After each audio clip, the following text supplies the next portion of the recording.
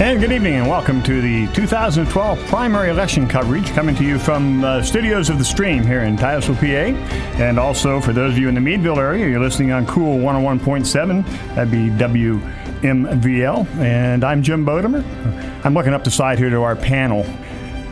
There you go. See, now Tim said that he's going to nod his head tonight. There's the first nod. Lon, you're going to have to do something about this because we're going to have to bring it out of him. We really are, Jim, because I'm not going to accept just nods from Tim Snyder. That's very true.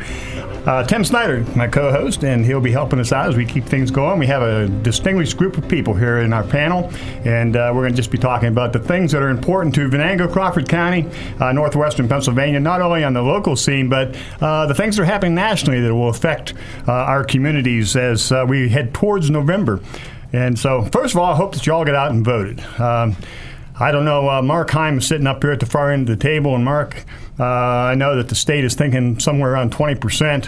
I was out about 8 o'clock this morning, and it looked like more 10% was a realistic number in Oil Creek Township. Have you had any chance to find out what's going on in terms of numbers up your way or down around Venango County? Most reports that I've looked at are in the neighborhood of about 20%. Good. In my own precinct, by 10 o'clock this morning, I would think I was number 50 or thereabouts. So that's a little bit heavier than I thought I would be at that point. But across the state, in most precincts, most districts, they're looking at about 20%, give or take. Where is that on an average on a primary day? Is that good, bad? It's probably a little bit low at this point because usually in a presidential primary, it generates a little more interest. This year, with Santorum dropping out of the race, that took a little bit of the luster out of the excitement for the Pennsylvania primary. I mean, it's still a very competitive election to be involved in, but it's more of a foregone conclusion at this point. Yeah. Emily Gill's you've been involved in running elections and working with people as Lonnie has too, as he's run. What do you do in a situation like this? Where you're in like Mark was just alluding to, Santorum drops out. That kind of takes the glitter off of the presidential side of it. But you're working with a local candidate. Say, what do you do to keep the enthusiasm going and try to get the people to the polls? Is there a process that you have, or how do you work with that? Well, I think it's really about creating the type of environment that excites people about getting out to vote. I think visibility is key.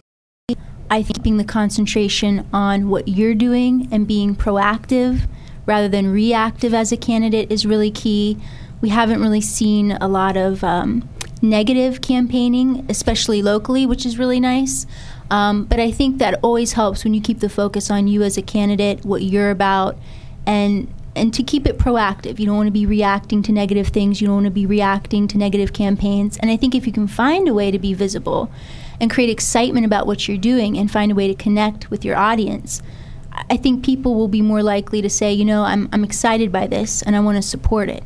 But voting is so critical, and we just haven't done a great job of it lately. I mean, as Mark said, the numbers are really down. And we need to find a way to re-excite people about what's going on and why their vote matters. Alon, your feelings on what do you think we have to do to get people motivated in these kinds of elections? Well, it's to remind them, complaining doesn't change things, voting does, and being active politically, and doesn't mean that you have to join committees, even put a sign in your yard. It's making yourself aware of the issues, and it's really staying current. A lot of people found. I believe in Venango County, an elementary school closed in Crawford County.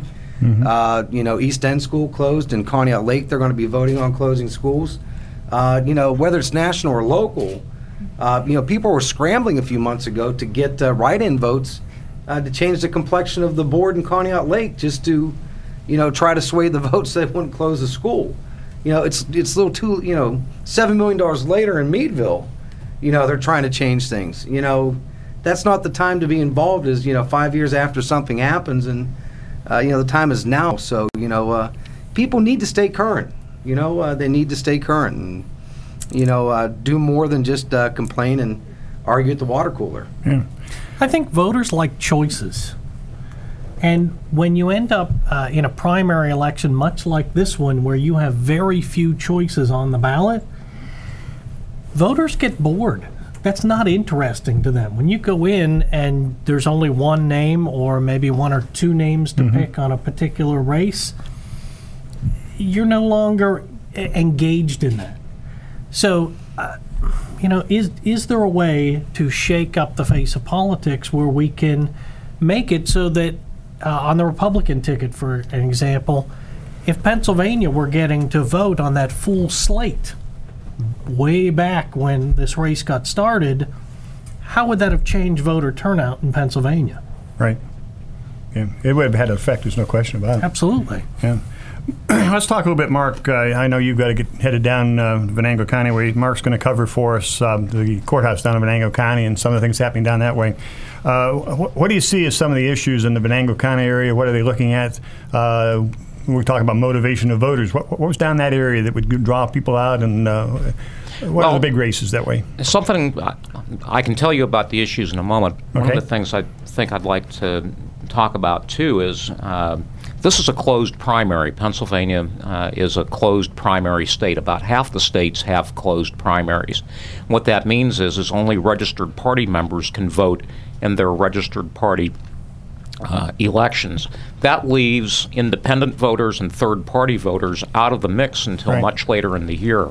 And so one of the issues that is really a big deal in motivating people to get out to vote is to actually allow everybody to get out and vote. An open primary would allow everyone to vote in a primary. It would allow cross-voting as well, so that you might get a more equal or a more diversified turnout of voters and more participation. Now, as to the issues and such in Venango County, probably the two biggest issues that people are going to talk about, of course, are jobs and the economy, but also energy. With the gradual influx of the Marcellus and Utica shale industries, it's going to be very important that the representatives that get elected from the area stay abreast of that, stay proactive with it, and work to make it something that's advantageous to the county as well. Yeah, we're going to be dealing with the energy top of the hour, because that is a major subject. It's going to have an effect upon the whole economy as to what's going on in western Pennsylvania. We get some of the folks in that have been to some meetings over in Wellsboro area, and we'll talk about that. On the national level, we've got pretty much a cut and dry situation on both sides of the party. You got Mr. Obama on one side and probably Mr. Romney on the other side. Have you heard much discussion as you've been traveling around, any of the three of you or four of you, on a vice president consideration for the Republican side of the ticket? Is much talk out there about that for you? The only thing that I've really heard about, the only thing that people are really talking about is, what's emerged just lately in the news is Mr. Rubio from Florida, and I understand he made an appearance in eastern Pennsylvania. I think it was Ashton, PA, or something like that. Right. Yeah. And at this point, he's staying rather tight-lipped about it, saying that he's not going to interfere with the selection process at all. So probably nothing new on that point. That's probably the only one. Yeah. What about state senate? What's going on there? Venango County area is. Well, state senate has the potential to be and actually has been, a very important post for Venango County. Senator Mary Jo White, who has been in office for several years now and is retiring this year, has been and serves currently as the head of the Senate's Energy Committee. Scott Hutchinson, the representative currently in the Pennsylvania House for most of Venango County, all of Venango County, is also the chairman for the same committee in his house. And bringing that knowledge to the Senate is going to be very key, very important to economic viability in this area. The other thing that Scott will probably bring to bear is he has a very good knowledge of economic factors and how the economy can be improved. His background includes a degree from the Wharton School of Economics, so he's well-versed in the economy and energy. Would you say that the economy is going to be the substance of this election, headed towards November? I think probably at least at the local level in our area, it's going to be more about jobs and energy in addition to the economy. Yeah. When you're putting together I'm going to kind of switch subjects, and if you want to change subjects as I go along here, feel free to just jump right in there because I don't care. And you folks sitting there, we have some more panel members who are behind the scenes on us, and we invite you to speak up if you have something to say. We probably won't give you a mic, but go ahead and speak up. No, we will. We'd like to have your input. Emily, it interests me in terms of how do you put a campaign together? I know that you've been involved. Mitra's been involved. Lon's been involved. I think several of them. Pat Donahue's here. He's been involved. And what's the process that you go through once you have a candidate and you're going to be working? What's the process that you go through to get these things under motion, filing and those kinds of things? How does that work with you? Well, the filing aspect I'm not as involved with. I'm really, at Moxie Media, we're very behind the scenes. We're very much about defining whether it's a business or a candidate for, a public service position, a candidate for, state senate or state representative or a councilman. You have to talk about messaging with that person, and you have to figure out what are going to be their anchoring messages or their platform. And it's really hard to keep people focused on a message because they get influenced by so many people and so many groups, and they grab you at the grocery store and they grab you at the chicken dinner and they say, I need to talk to you about this, and boy, somebody ought to do something about this. And it's really easy to be influenced, I think, by others. But I think when you're running for public office, you have a real duty to do your homework, do your research, pull people in who are experts in different areas that maybe you're lacking in, and try and get as educated as you can about the district that you're running for, and really create a dynamic message that speaks to your platform and the things that you truly believe in. Because ultimately, you will be held accountable for those things. And it's not enough to just talk about jobs. We can all agree that we need jobs. We have to talk about the problem-solving side. I talk about a lot in my line of work, the idea that there's problem solving and then there's pontificating. And I think when people say, we need jobs, that's something we can all agree on. But then what? How do we create jobs? How do we create an environment where we have more job recovery? We have more people going to school. We have, sound energy bills that create jobs. How do we do those things? So messaging is the number one thing that I look at. What does the candidate stand for? What are the issues that are important to them? And what is going to be their defining message throughout the entire campaign? And everything they do has to complement that message. Because when you get off message, when you start to steer away from what you started out campaigning on, it gets real tricky. And then people aren't sure, what is this person really about? Or they said they were going to do this, but now they're talking more about that. So you have to be consistent. You have to define your message and really hone in on that. That's key for anything. What about the money aspect of it? Running for any political office is expensive, and the higher up the food chain you move as far as offices go, the more expensive it gets. What's that process for getting that financial backing to make a viable run? That's an excellent question. There are so many candidates that I know of, whether they're running for local, state, or even federal office. They could be running for a board of trustees or another, very sort of high-end position that requires them to campaign. When they announce that they're campaigning, usually they'll have a meeting and they'll invite, anybody and everybody that wants to support them. And you find very quickly your campaign committee gets smaller and smaller and smaller. And they forget that they have to actually raise funds. And if they don't have a plan to raise funds, and if they don't have a budget for how they're going to spend their money, they'll spend it as they get the money in. And chances are they end up spending it, I think, in probably less effective ways. I have $500, I have $1,000, I got to do something with it quick. So having a plan for how you're going to fundraise, who's going to be responsible for that, and how much you need to make your campaign successful. You don't have to spend a ton of money, but you need to be strategic about how you spend your money. And I think that's more important than anything. It's not how much money you have, but how you actually use those dollars. And people don't think about that. In fact, a lot of people, I have found in the last few years, fundraising is one of the last things they think about. And as we get months away from an actual election, it's like I've got to raise money. I've got to do this, and so then they throw together these fundraising events and things. But it's like it's the last thing they think about. They think people are just going to write them checks, and it never happens that way. And they think advertisers are going to give them discounts because they're allegedly nonprofit. Yeah, So- that's a great point. They just don't know what it takes. Yeah.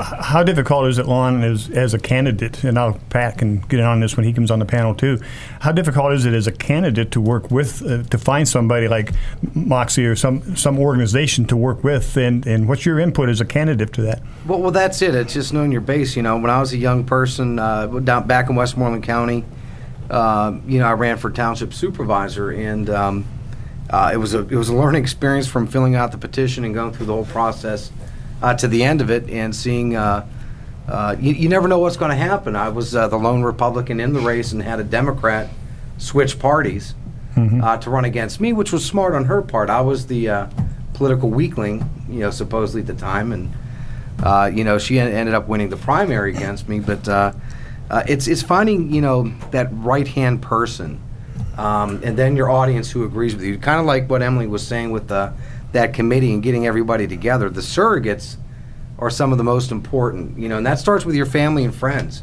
If you go to local trade shows, different things, you'll see, committee people, from the Republican or Democrat committee carrying the clipboards, getting, petitions. Getting these people to believe in you first is, I think, one of the first big steps, and money and marketing is right there, I think, in order. If you don't have your finances in order, just like I think Nick Hoke, sheriff, for Crawford County, I think ran one of the best elections. It was a few years back. His marketing was, I don't know if you saw, it was, it was on the money. There was never a wasted dollar. And he went all electronic too, which hurt my feelings, from the paper side of the business. But it was a very good campaign. So, but his surrogates were in order. So. Mark, I'm going to put you on notice. When we come back, we want to pick up on some things that are also some other things that are going on down in Venango County. Absolutely. Before you get out of here. So we're going to take a quick break. We're about 20 minutes into the show, and we appreciate you being with us. Your election coverage tonight is brought to you in part by State Farm Insurance agents. Like a good neighbor, State Farm is there. By the Venango Area Chamber of Commerce. Visit them online at venangocountychambers.org, and by Strawbridge Pools and Spas. Make a splash with Strawbridge Pools. Bubs, it's easy for me to say, isn't it? Sure it is. We'll be right back, folks. Stay with us.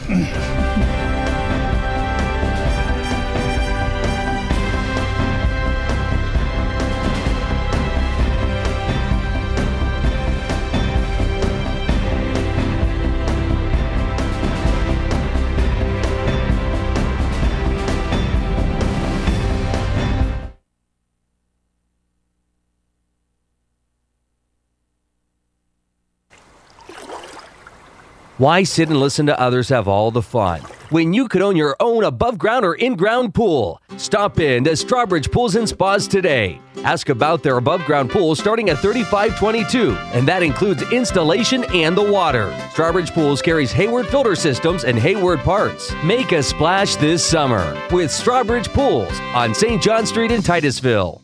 Watch Primetime on your time with Armstrong On Demand. See top-rated NBC, ABC, and Fox programs, including your favorite reality competition series. And ABC Family and the Disney Channel have great shows for kids of all ages. Armstrong On Demand has more choices than ever. Thousands of titles, most of them free with your Television Plus subscription.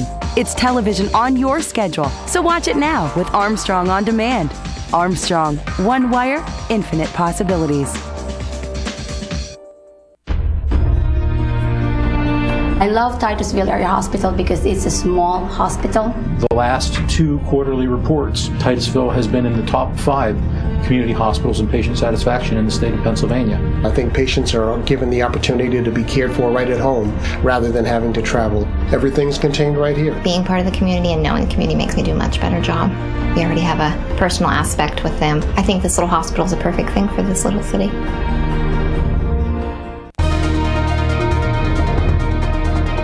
Venango Area Chamber of Commerce is committed to working with our members and the business community to leverage business advocacy initiatives that are critical to the success of the Venango County area.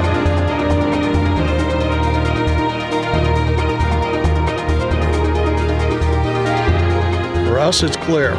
We build, serve, and promote businesses. Visit us at venangochamber.org. Looking for entertainment for your big event? DJ Todd Entertainment is the affordable and reliable answer.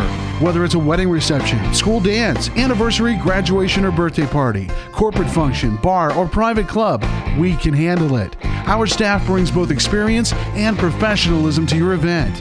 We've got every style of music and MCs that have fun. Visit us online at djtodd.net. That's djtodd.net. DJ Todd Entertainment, your entertainment solution.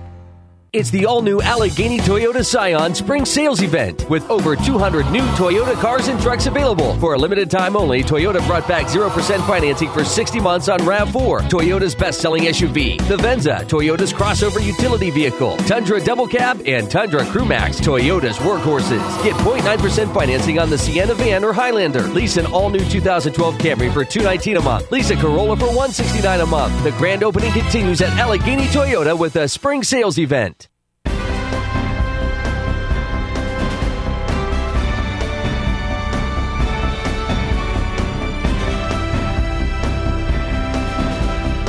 And welcome back to the 2012 primary election coverage here on the stream. For those of you who'd like to watch the broadcast, you can catch it on TitusvillePALive.com. And, of course, those of you in the Meadville area could be listening to it on Cool 101.7. So we welcome you all back. And we have Mark Heim, and he's going to come back on here and talk a little bit about some more things down in the Venango County area. And probably the photo ID. Tim wanted to talk a little bit about that. It was kind of new for me this morning too. So I think Lonnie may have a different opinion than some of us on that, but we'll talk about that. Mark? A couple of things. You may recall from the November election that the hot issue down there was the paper ballots that got used last year, and the county has gone back to using the voter, I guess it's the iTronics voting machine.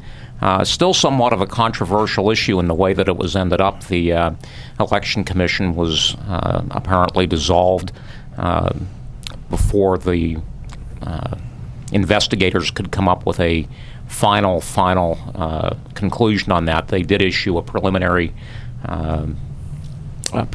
report on there that showed some discrepancies, but apparently satisfied the county commissioners and the powers that be down there that apparently the discrepancies were either easily corrected or were so negligible that they didn't need to be worried about too much. But at any rate, they're back using the electronic machines. I used it this morning. I didn't experience any problems with it. The folks at the precinct that I voted at said that they had, at that point, experienced no difficulties with them. So probably not such a big deal as it was in November, but it is a change. The county's gone back to that. The other thing, of course, you mentioned was the dry run for the voter ID law. That's going to be a mandatory kind of a regulation in November. When folks go to the polls, they're going to have to present some form of an official voter or an official photo ID. At this point, they're asking the poll workers are asking for that photo ID. And if you don't present one, you will be given material as to why you do need to do it in November. If the same thing happens in November, you can still vote, but it will be a provisional vote, and you have 6 days at that point to produce an ID that will validate your vote. So an important thing as far as the way that's going to work. So far from what I've seen today, the reports I've seen is that a very few people seem to be upset with that. Most voters are going to the polls, showing their IDs, and going about their business. Only a very small minority seem to be upset with that or irritated, at least according to the news reports and some of the things I've checked out today. I was surprised that there was not more in the media that it was going to take place, because my guess is there are a handful of people who got to the polls and saw the sign on the door that says you need to present your ID, who had to walk back to the car, had to drive back home. I'm one of those guys who has it on me all the time. Not everybody does that. So it would have been nice for the state to have put a little money into making sure people knew that this was happening. Yeah.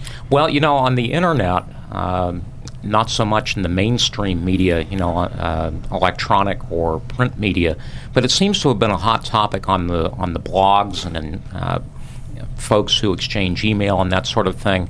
On Facebook, places like Twitter, there's been a lot of comment on that.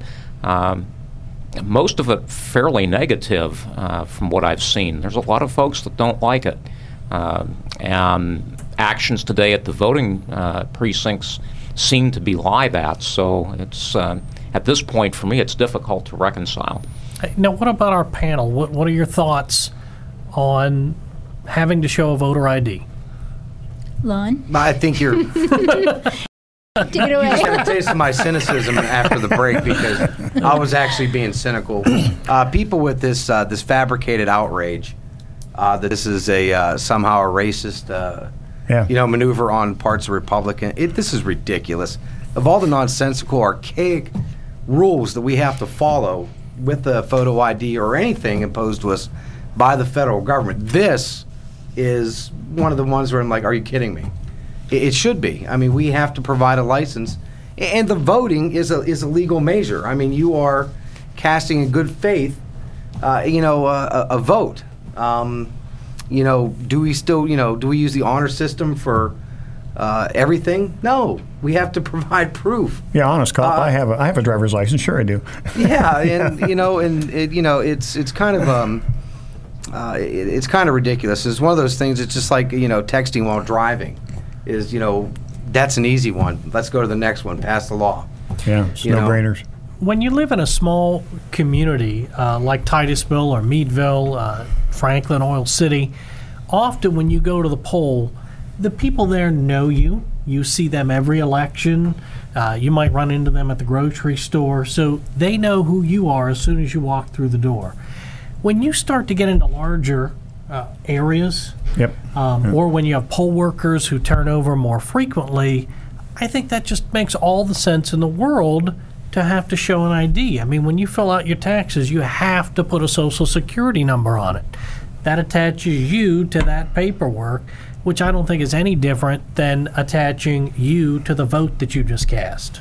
Right. And I think it's something that will pass in time. The only concern I have for it, though, Lon, would be, as Mark alluded to, and I didn't know this, Mark. I appreciate you mentioning it. Of course, I like limited government. I'm a conservative person. And so what we've done is we have added now to a bureaucracy in that if I don't have my ID in November, I now become a provisional vote. We couldn't handle the Chads in Florida. How are we going to handle provisional voters? The provisional vote I could just see a real mess with this whole thing trying to work out. Okay, I have what you say 6 days. 6 days. 6 days to prove that I have it. Yeah. I think that makes it even worse. Going to be crazy. And I think that's where our federal government and our government actually misses the point. Yeah. To keep it simple. And I think they, did that, because they preferred complicated. But, having that measure, where there's a 6-day grace period, to approve and get your license, and it's a provisional vote, almost makes the people who support, voter registration ID, it kind of makes us look bad.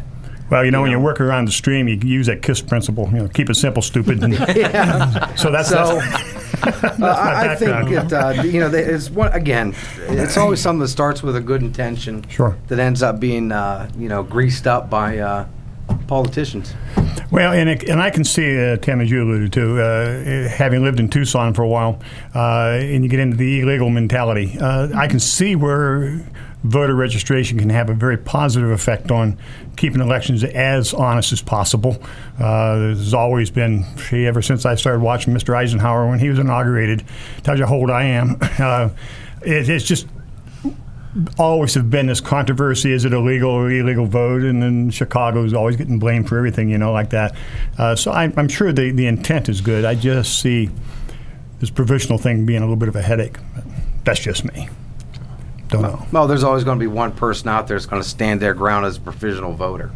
and they're the one. They're usually the wet blanket in the room and the one that ruins the party for everybody, or yells surprise before the guy comes through the door. So I think what will be interesting to see is, you mentioned the Chad thing in Florida.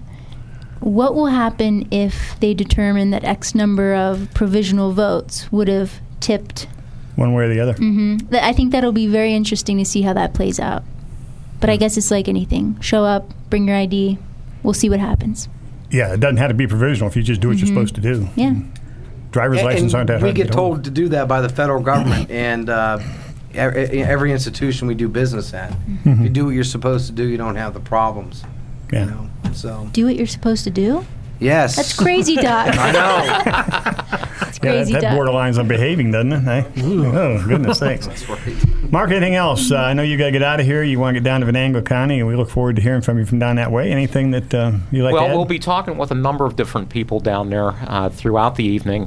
Those folks will include the present county commissioners. We'll be asking them about some of the things that they've been able to at least get underway since they've been sworn in January. 2 new commissioners in Venango County since January. Right. We will be also talking with Scott Hutchinson and talking about what he's been able to do during his present term as representative and what he looks forward to doing as senator. He seems to be the presumptive choice for that. We'll also be talking with Mayor Crudo from Oil City, brand new mayor, and we'll talk to her again about some of the things that she'd like to see for Oil City, some of the things that maybe she's been able to get underway. Also be talking with Lee James and Tom Myers, who are both 2 of the 3 Republican candidates for the 64th representative seat. So interesting night lined up. Yeah, sounds. Look forward to hearing from you. That's to be interesting. A lot of things going on. You think sometimes in a primary situation like this that there's not much to talk about. There's really quite a bit going on. What about? There's one thing we haven't talked about before we take another break. How much affected the crazy weather in Pennsylvania? We had 8 inches of snow out of my place during the night. Did that affect any turnout? Is that a negative, positive? Or is that not worth talking about? Weather can be a factor. Whether or not the weather was a factor today remains yet to be seen. We're looking at a primary election. The turnout's going to be light anyway. The weather may keep some people home. It may certainly keep those that are susceptible to the weather at home, so that may keep a few folks home. But overall, I don't think it's going to be a major factor in today's voting. Yeah. I just got a sign from the producer, Joe Vilke's on the Skyping in for this. We're going to try Skyping this year. We're really moving on technology. And Joe is, of course, with Cool 101.7. Joe, you on the line there? Yes, we're here. How you guys doing this evening? I'm doing well. How are you doing over there in Meadville? Well, not too bad. Got our news director, Tom Lavery, alongside of us. We're in downtown Meadville and in front of the Crawford County Republican headquarters and the Democratic headquarters. Just happens to be real close to the Crawford County Courthouse, too, so that makes it easy for us to, of course, do our broadcast here this evening. So we'll be getting numbers as best we can throughout Crawford County. And I know you guys have got a lot of areas covered, but we're going to do what we can over here. And Tom and I are talking, boy, aren't we glad that this weather has straightened up for us to be able to do, well, of course, our broadcast outside, and hopefully it affects voting in a positive way. We're talking about the ID thing and everything, but weather-wise, if we were doing this yesterday, it would have been a different set of circumstances. Good evening, Tom. How you doing? Good, Joe. How are you doing tonight? Not too bad. And I tell you what, we can be outside comfortable. The sun is shining here in Meadville. No snow here. No states of emergency in our area. So I think we're lucky to see how it all goes. That's right. Absolutely. Of course, the calls they had for 9 to 15 inches yesterday, it just made you wonder how things were going to turn out today. But really no excuse for anybody not to come out and vote. You have until 8 o'clock tonight to come on down, vote at your different polling places throughout Crawford County. You can do that. So there's no reason not to get out. The sun is shining. It's just a beautiful evening. So you have until 8 o'clock, so by all means be sure to get out and make your votes count. Definitely so. Tom and I are going to be hanging around over here in Meadville, guys, so I want to thank the stream, Titusville, PA Live, Luke Rio, and all the rest of you over there. It's hear all your voices, and we're glad to be a part of the broadcast tonight. And between Cool 101.7 and the stream, they've made good partnership here, and I'll let you guys continue, and we'll check in with you a little bit later on, okay? Okay, appreciate it, Joe. Thanks a lot. Look forward to hearing from you guys and as we go along through the evening. Well, hello, Pat. Hello. Welcome to our panel. Look up, and Mark's gone. Pat jumps in there. It was an empty seat. I jumped right on it, you know. Well, that's good. I'm glad you're there. You've heard the things that we've been discussing. You've been sitting there with some interest in your face. Pick up on any of that. It's talked about a lot of things. This voter ID law, I'm really curious. It seemed to me like it was a solution looking for a problem. You know, when they cited all those cases of voter fraud, yes, none of them. There were absolutely no cases of voter fraud that they could substantiate in Pennsylvania. Every case of voter fraud has been by elected officials. It's not been by voters. So, I'm kind of curious. I don't even know if the law is going to stand, but I'm really curious about what. I'm sorry, I didn't.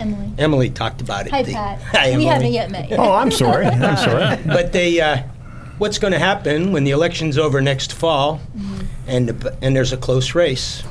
Somebody's going to go to court and sue to have those provisional ballots read and counted, and that's where we're going to end up. We're going to end up with a lot of court cases, I believe.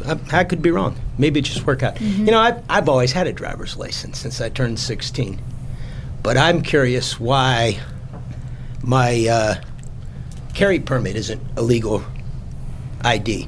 Okay, my concealed carry permit with my picture on it that was provided by the county. It's not a legal well, now ID. he's just telling us way too much. Okay, but no, I get into that today. Well, I get into that today with we were talking about this very thing after we went and voted, and my wife and I are headed out, and I said this doesn't make any sense to me. I have to show an ID for that. I can take my Pennsylvania driver's license to Tucson, Arizona, and drive all over Tucson, but I can't take my concealed weapons permit and. But I mean, why? Anywhere. How did they decide?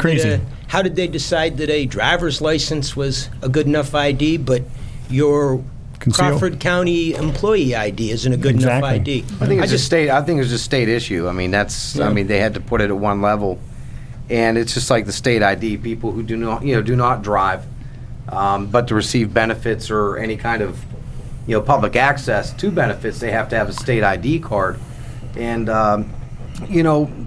being in the workforce and having employees, if a lot of large companies do audits where they have inner city businesses, they'll be surprised that some of their staff actually they do not have a state ID and wouldn't know where to even get one. So I think you hit a good point there. Is it a law? A solution before there is a problem? Yeah. I can even as a conservative or Republican, I can even say but. I think that there are serious problems across the country to where this could be. And you did bring up a good point, because I lived in Chicago for a year, and you're right. It's the politician that commits the fraud. Chicago gets it all the time. There's a cost involved. But there is. But if you look at places like out east in Hazleton and other areas around Philadelphia that have a large population of illegals, I'm not saying minorities. I'm saying illegals. They could very well swing a vote and decide to vote. But there's never been any proof that they've ever voted. There was not one case that they could cite. There's no proof they're even in country. Yeah. Well, yes, there is. They have free health care. People walk into. I'm with you. I've walked into the same voting booth and same polling place, and before I got my ID out, they already had the card out for me to sign. They knew who I was. Right. And I'm concerned about the cost. You can't. If the state. I think if we're going to make that the rule, that you should have to have a voter ID, I think when you register to vote, the county should take your picture and issue an ID. Now you're a registered voter, here's your voter ID. Don't make people go out and pay. It costs $20 to get a non-driver's license photo ID from the state. Yeah, but and you have to have a birth certificate to get it, which costs another $20 if you don't already have it. I just don't like the whole idea of put a cost on it. I'm not sure it's going to stand in court. I think somebody's going to challenge there's issues it. of freedom of movement, and a lot of things have bothered me. I'm ex-military. I was a military policeman. And I feel just, uncomfortable sitting between these two. He probably has a carry permit too. But I military. He probably has one too. Just jump right in there. No, but it's I've provided security at the highest level, but there's one thing I've always hated was being stopped, and being bothered, for my identification. And I believe there's some situations where it's very necessary, but like I said, the anger and outrage. I mean, I've traveled all over Europe. I've been to many. I mean, they can ask for your papers or your ID at any given time for no reason at all. Well, I'm not sure I want to be Europe, so and I that's don't want to okay. be that way either. And I don't want to be that either. But I think this law sets up a good precedent. Of all the common sense laws that could come out, I think this is one. But the more we debate about different things, though, is it the most important? Yeah, probably not. No, but I just think if they wanted to make that law, they should issue the photo IDs for free. It should not cost anything to vote. That's my biggest complaint. Should not cost any. We should be encouraging people to vote. Mitra's sitting over here, and I'm on the board for My Matter I Vote, and all we can we're not out there trying to get Democrats elected or Republicans elected. We're out there trying to get people to vote. I don't care who people vote for. I want to see them turn out and vote, and I want to do everything I can to encourage people to vote. And I just think this is discouraging people from voting, and I wish we wouldn't do it. I wish we would figure out ways to encourage people to vote. That turnout, I was at the polls all day, and I think I was 112. I voted at noon, and I was 112, and there's almost 1,300 registered Democrats and Republicans in my polling place. We probably won't hit 20%. We didn't hit 20% in the primary last spring, and we had contested local races. I know because I was one of the candidates. Yeah. But I mean, here we had we had 5 people on the Republican side and 3 people on the Democratic side running, and we had 17% turnout. That was shocking in the, especially with the commissioner races. It was very shocking. Even though Crawford County, it's predominant, Republican or conservative. Well, it's not really predominant. It's about a 3,000 vote edge. Well, that's a lot. I mean, as far as active voters go, that could be a lot. That could be a landslide actually. Because of the turnout and what people do and don't do with their vote. But I was surprised by those numbers too, because I thought it would be, even with the county treasurer, the county treasurer race. Where were the voters? Kresiak, it was a walk, and I thought she would have had a little bit more competition, and it didn't happen. I don't know. You talk about what can you do to enthuse people, Tim. I don't know. I don't know. Well, one step further now, what do you do to enthuse people who are good leaders to become candidates? That's a whole nother ballgame. You talked about raising the money to campaign. Said having been, but the personality hit you take. I mean, it's let's assume you could raise the money. The family takes a tremendous hit, even at a local level. It's gotten into that, I call it dirty politics, but it's gotten into that kind of a situation. How do we get good quality people to step up and say, I'm going to run. I can help this situation. I can help this community. In the spring primary last year, I don't think we had that problem. It didn't become anything personal. Nobody ever attacked anybody on a personal basis. We had a lot of disagreements about, and amazingly, what we disagreed about, it wasn't party-wise, because people in each party were on both sides of every issue, but it was the local issues, and we really kept it to the issues, which I was quite surprised. Now, the advertising, that was in our debates and all our forums and things. Some of the advertising, I thought, got a little out of hand, but, Really? Which ones? Was it on the Democratic side? Or? I forget now. Yeah, I'll tell you what, there was a lot of money. I mean, you look at what was spent in that primary last spring. Yeah. I mean, there were 3 candidates that spent over $10,000 of their own money. Yeah. Of their own money advertising in that. Now, no offense, but what exactly are they expecting to get out of that? Well, they needed a job. Retirement plan. Well, that's what I said when I was running. Half the people on there. Net. Half the people sitting up on that panel were running because they wanted a job. They didn't care about. They didn't care about government. They didn't care about what was best. They weren't there to argue about what was best for the community. They were there because they wanted a job with a paycheck and a retirement.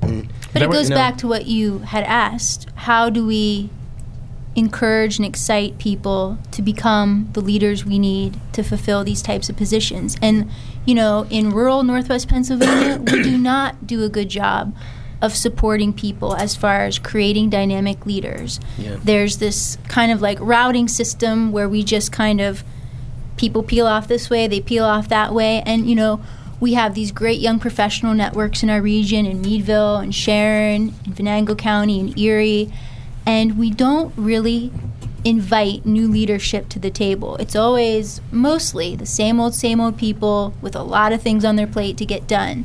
So we do need to address that. I think especially for where we're at in our area, Venango and Crawford County, developing those leaders now is going to be so important.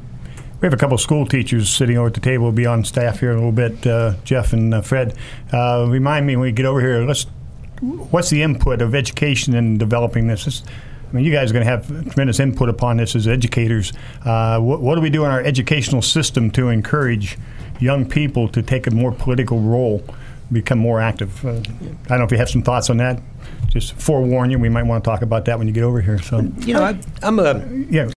a lot of things here. I'm vice chair of the Democratic Party now in Crawford County, and we really are pushing some of the younger people and getting them involved because, truthfully, I've been on the board and I've been on the committee person for a long time, and it was the same committee people for.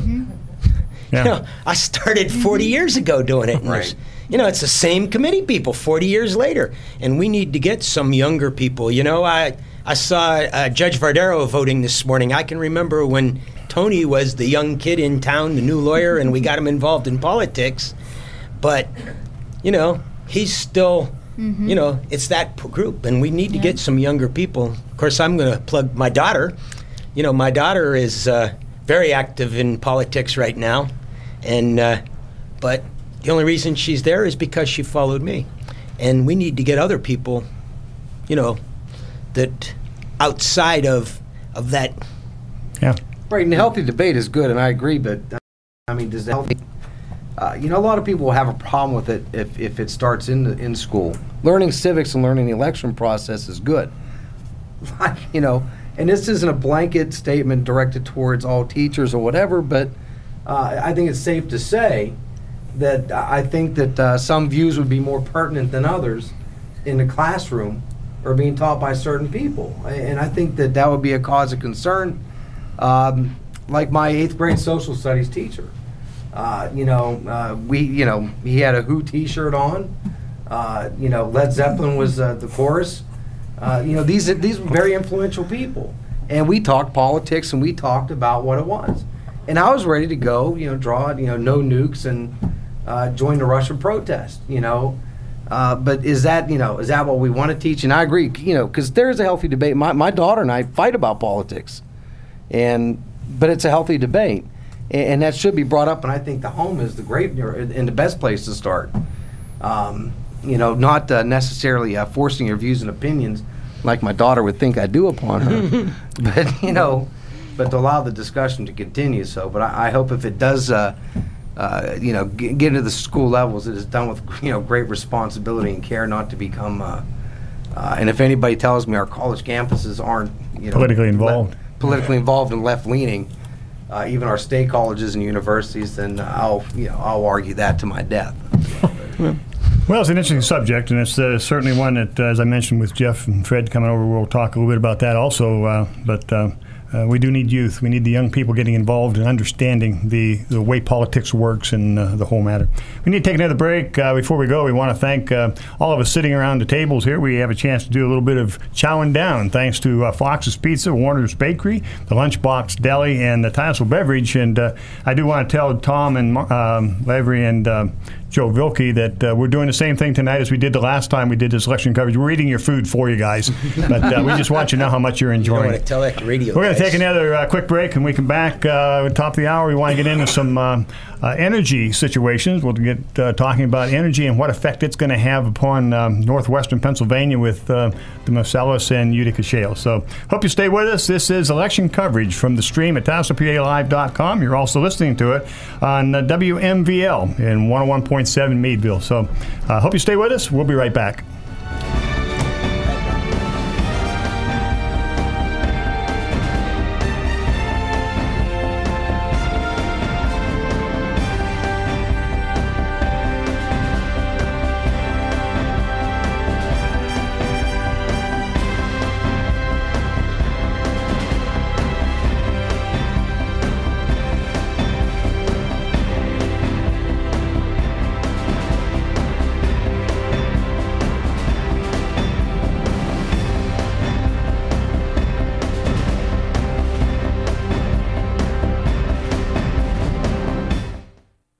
For over 110 years, Farmers National Bank has been committed to the communities we serve. And being a part of the Titusville community, that commitment has grown stronger. We at Farmers strive to be and do more for our customers and our communities by offering competitive products and local decision-making capabilities. We invite you to visit our Titusville office and speak with Branch Manager John Danzer and Regional Manager Lance Titus regarding all of your banking needs. Come home to Farmers National Bank. There are a lot of misconceptions about counseling. The professionals at Rural Mental Health Associates want to set the record straight. Depression is a real illness and carries with it a high cost in terms of relationship problems, family suffering, and diminished work and school performance. Like adults, children experience stress in their lives. Often they act out what's bothering them. Counseling can teach coping skills. For more information, contact Rural Mental Health Associates today. Donovan and Bauer Auto Group is your home for Chrysler, Dodge, Jeep, and Ram. Our lot is filled with new and pre-owned vehicles, and if it's not on the lot, Ronnie the Ram will make sure the staff can find it. At Donovan and Bauer Chrysler, you can expect to find service after the sale with maintenance from their service department and their on-location collision center. Visit us online at www.donovanbauerautogroup.com to find your next Chrysler, Dodge, Jeep, or Ram, or other pre-owned vehicle. Donovan and Bauer Auto Group on the Hightown Road, Titusville.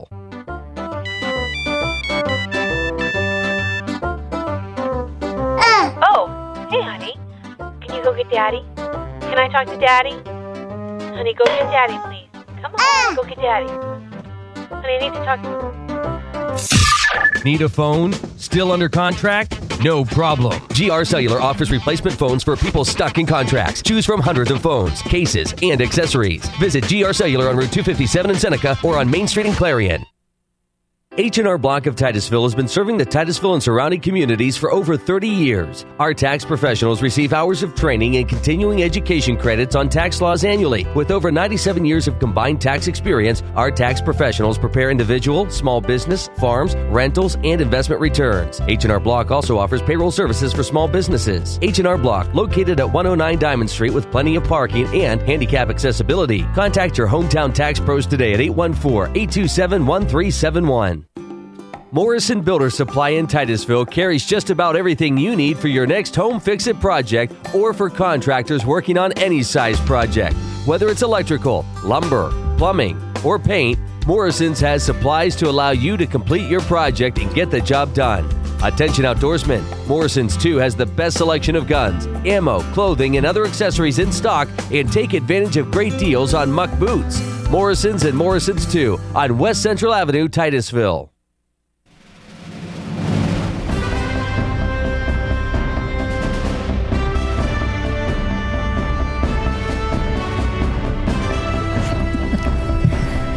Happens every time I go to get something to eat. Luke decides he wants to go back on the air.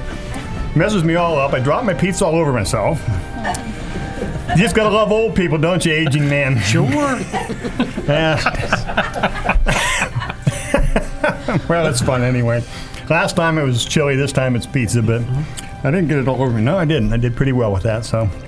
Welcome back. This is not the Comedy Hour. This is the 2012 primary. Well, it might be the Comedy Hour. So talking politics here, aren't we? But 2012 primary election coverage, and I want to remind you, we're coming up on 7 o'clock, and if you haven't voted, you got about an hour. You better jump in your vehicle and find that booth, because we need you to vote. You can gripe and complain all you want, but if you don't vote, you need to keep your mouth shut. And take your photo ID with you. And take your photo ID of some form. Sure. Yes, take your photo ID with you. That's absolutely correct. And so, wrap things up. We've been talking about a lot of different things here on this first hour. I'm still trying to get my pizza down. I'm not doing too well with this right now. Tim could be helping you out right now, but the whole. He's shaking his head. He said he's going to. I'm enjoying it. Just did he say he was going to do? Well, you know what he does for a living, Ron? He works with the aging, and that's why he keeps looking at me all the time, seeing if I'm going to fall out of my chair or something. I'm encouraging him. This is getting out of hand. Yeah, oh my goodness, I'm all lost here, fellas. Joe, you sure you don't want to call in now? Bail us out of here. How about this? To our distinguished panel. Thank you. In the last couple of minutes, closing thoughts. Go ahead. We'll start right to left, since I wasn't ready for that. No, I wasn't ready either. I didn't know it was closing thoughts, but I'm really disappointed with the turnout that I saw today, and I just, especially a primary election. This is your most important vote. This is the point. Come fall, 9 times out of 10, you know who's going to win the election in the fall, because it's going to be a party line thing. But in the spring, you have some choice in this, and either party. There was no better turnout by either party this in my polling place anyway, and I'm really disappointed with that. And so anything we can do to encourage turnout, I think, is important. Emily. Yeah, we're going to continue next hour. I'm trying to get some messages across here from our producer. So we're going to take another quick break, top of the hour. We'll be back right after the news and things you hear on 101.7, and we'll have the wrap up right after this.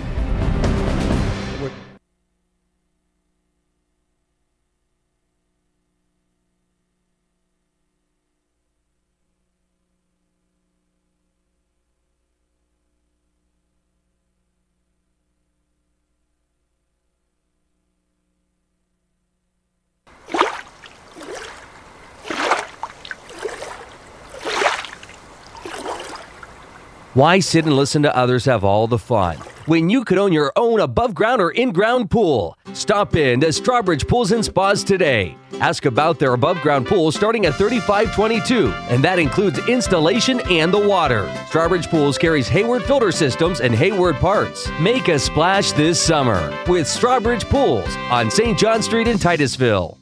Watch Primetime on your time with Armstrong On Demand. See top-rated NBC, ABC, and Fox programs, including your favorite reality competition series. And ABC Family and the Disney Channel have great shows for kids of all ages. Armstrong On Demand has more choices than ever. Thousands of titles, most of them free with your Television Plus subscription. It's television on your schedule, so watch it now with Armstrong On Demand. Armstrong, one wire, infinite possibilities.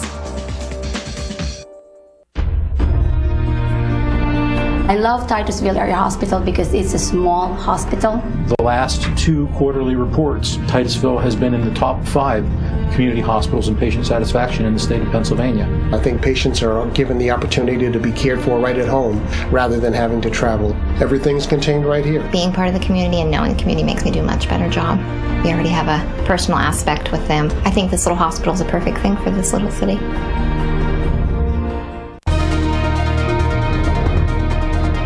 Venango Area Chamber of Commerce is committed to working with our members and the business community to leverage business advocacy initiatives that are critical to the success of the Venango County area.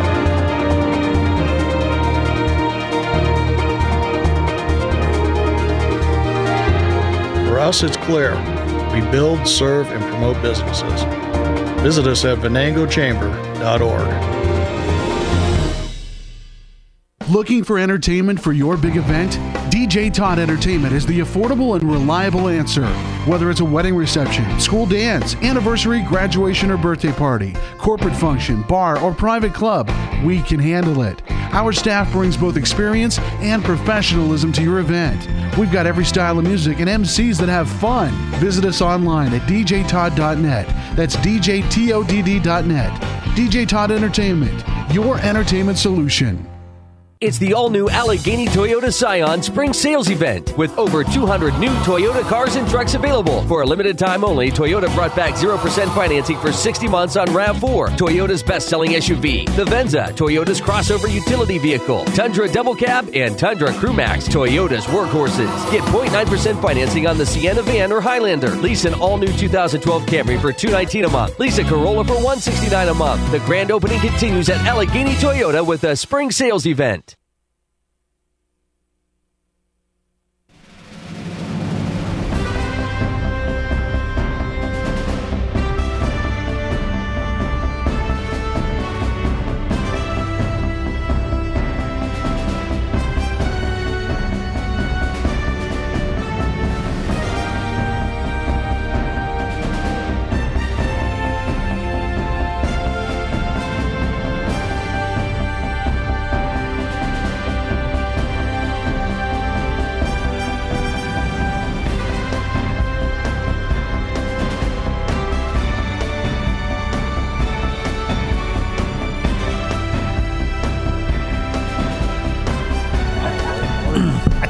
Those things. We're back on. It's our live coverage of the election, primary election coverage here in Pennsylvania. I'm glad you're paying attention. I just looked up and there I am on the screen. It's weird how that happens. Yeah, it is, isn't it?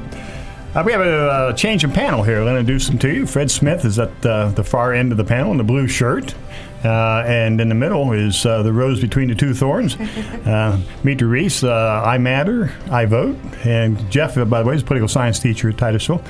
Jeff Otney, Fred, I'm sorry, is a political science. Jeff, what do you teach? High school English. I'm sorry? English. High school English. Oh, I ain't very good at that, but we'll work at it. Okay, and Jeff and Fred are both involved politically. Jeff writes an article in the Herald, and we enjoy reading that. And as I mentioned, Mitra is involved with I Matter, I Vote, and I told her at the beginning when I first ran into her, webpage is really nice. If you haven't been on it, you really need to get there. If you want to know who these people are that are running for office, this election and the elections to come, that's the place to go because she has the bios of all these people. Their web pages are listed, and you can find out a great deal about who your candidates are by checking out that webpage. Maitre, before we jump into education, because we got a couple educators here, we want to talk about education and the effects that it has on politics, etc. I was watching you as we were talking with Pat, and or as Pat was talking concerning the photo ID, and you seem to have. Did I misread you when you were sitting over there? No, I always disagree with Pat. Oh, okay. Well, I understand that. It's a party line thing. Yeah, we don't agree on much, but we're great friends. I don't. I don't remember exactly what he was saying. That I was. He talked about getting a county ID and the costs and so on. The effect. I definitely feel that the government should not be responsible for paying for someone to have an ID to go vote. In fact, Pat's giving me smiley faces now. I really don't feel that we should say that it's our right to vote. Go apply, get your get your voter ID card, your ID, with your photo on it. But to say the government should pay for it, I think that's just throwing more things out, saying the government should pay for this if I do that and this if I do that. Pay for it yourself. It's a right. Pay for it. Just do it. Okay. Okay. I just saw. But I don't think it's that expensive, really, either, to get a photo ID. I don't know. What, $20 I heard mentioned, or something to that effect. Yeah. Plus or minus, but. But if $20 is going to kill you to not kill, I don't want to use that word. If it's a strain to pay $20 to get a photo ID to vote, then I don't think there's going to be much complaints because usually the people will have the. Yeah. Jeff, Fred, do you? Yeah, I'm a lover of irony, so I think it's quite ironic. We need term? You got me already. Lover? No. Okay. We need a photo ID, but we're issued voter ID cards which don't have photos, but those are no good. So voter ID cards aren't good to vote because they don't have photos. I don't have a voter ID card. Yeah, I've never seen a photo. No, I don't have one. I just switched when parties you register. and I got one in the mail. That's true. You do when you. So in other words, what's the point of that if we're going to the system? Fred, you want to jump on that? I think it should be the county that takes care of it, and your picture should be included on the ID card, because what's the point of having those in the first place? And as for people should pay for the right to vote, I think the South used to say that too, and that's unconstitutional. So. Oh no, I didn't say you had to pay for your right to vote. I feel that we keep adding more stuff for the county, for the government to pay for. We're just going to keep going. We're not going anywhere. You should be able to afford. I don't think there's going to be one complaint of anyone who wants to vote to go out and get an ID. But I think making it the liability of the county isn't the right thing to do either. I'm sure that we're going to be coming back to this throughout the night because there are lots of opinions on this. But I'm really anxious to talk a little bit about education because there's a number of different facets in education that we want to talk about politics. And now that we have a couple educators on the board, I first off want to know some reaction to Lon Wilson's statement near the end of the last hour. And of course, he's not here to defend himself, but he was sort of talking about wanting to do that political education in the home and being a little bit guarded about that in the classroom. As somebody who had a mother who was a teacher, I'm all about education and supporting those creative teachers.